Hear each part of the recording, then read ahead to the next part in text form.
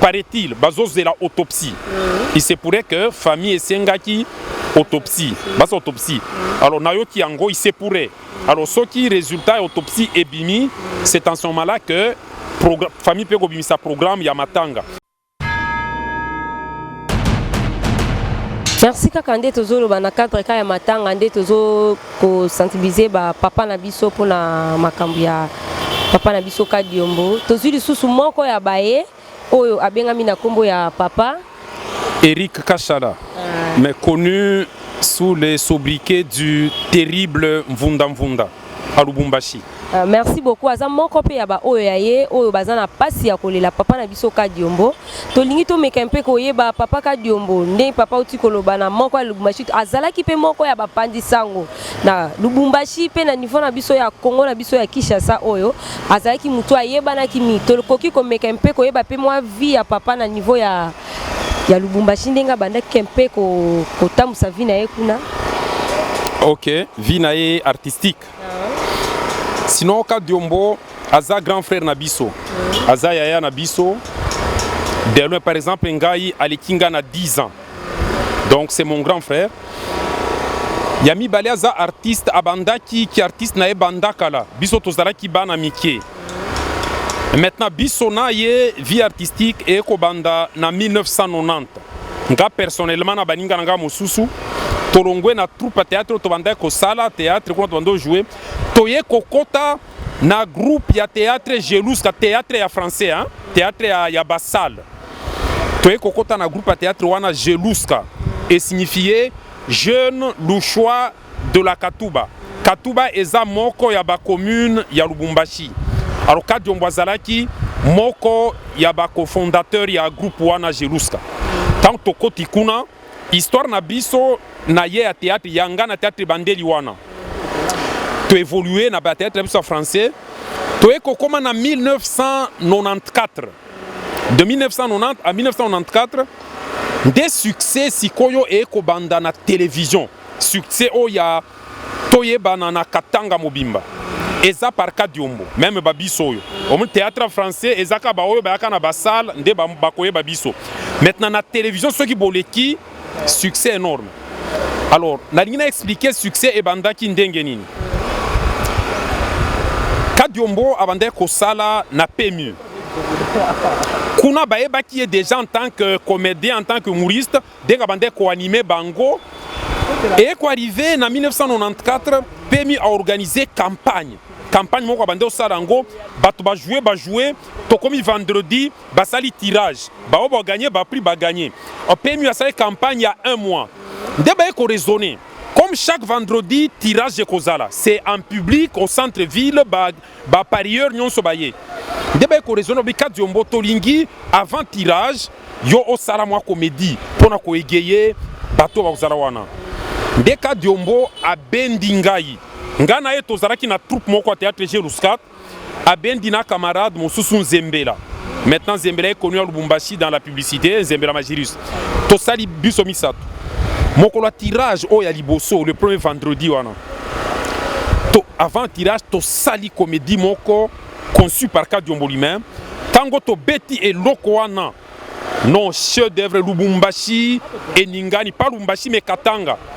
To toucha ki réalité moko kuna ka Diombo sali loko wana. Et les qui n'a pas quoi na télévision encore qu'à l'époque tous allez na chaîne moko ya télé. Ce n'est pas comme lelo yoko ki ba kwanda o les qui na chaîne oyo. Batu mutuaza sur sa chaîne. Mais à l'époque, ils avaient RTNC. Tant que les na RTNC n'a pas quoi. Donc, le grand Katanga nous a suivi Batali Biso. Kaka Mokolo, tous les kaki na télévision. Lobby Nango, Batu Babandi Koluka Biso. Donc, Batu Likasi, Batu Kolwezi, Kipushi, Batu Baza Koluka Biso, Token de jouer théâtre. À partir du moment où aussi si campagne il y a 1 mois PMU, tout ça babilo comme sous succès bandel na niveau wana, ba voyage et bandi, voilà un peu succès à ka Diombo place et bandaki, mais théâtre bandaki kala, mais succès bandi en 1994. Et puis à l'époque, to fan kabona bandaku toyoki sur les médias, na télévision, na radio, communiquer. Communiquer très important. Le groupe trio, on nous appelait le trio, hein?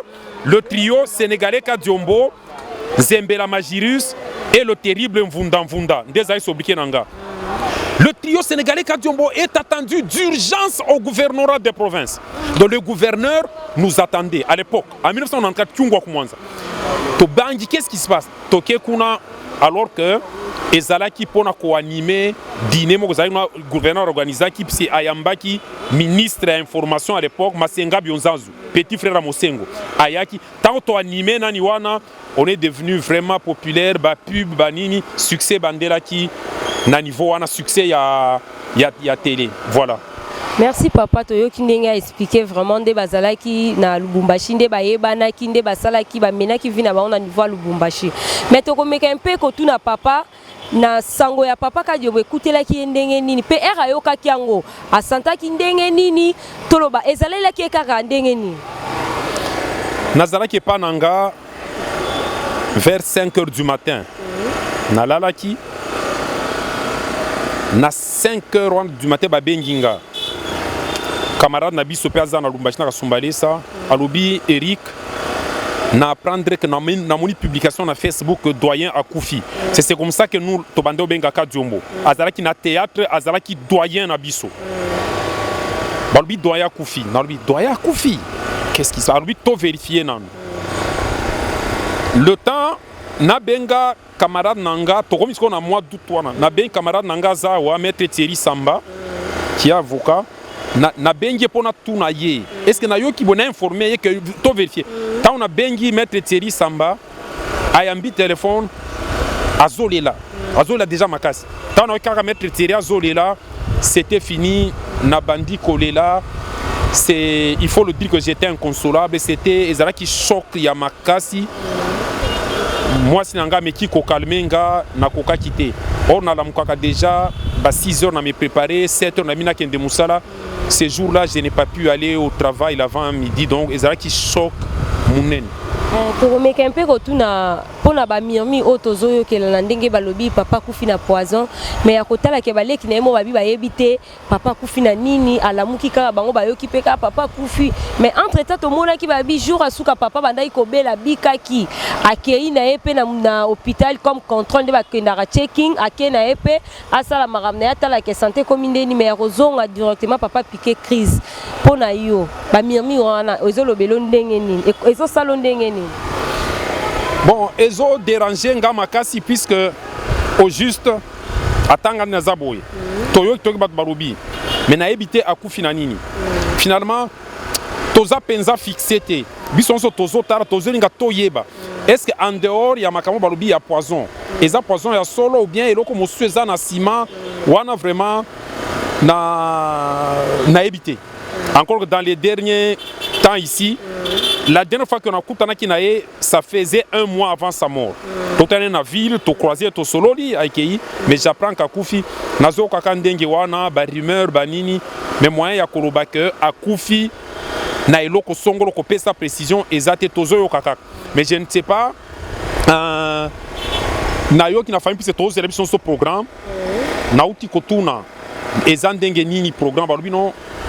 Paraît-il, bazos de la autopsie. Il se pourrait que famille et Sengaki autopsie. Bas autopsie. Alors Nayoki Ango, il se pourrait. Alors ce qui résultat autopsie et bimi, c'est en ce moment-là que famille peut bimi sa programme Yamatanga. Tant qu'au résultat bima autopsie, je crois que nous serons tous fixés. Toyeba, Nini et Bomi, grand frère Nabiso, Ndeko Nabiso, les grands artistes Kadiombo. Merci beaucoup papa.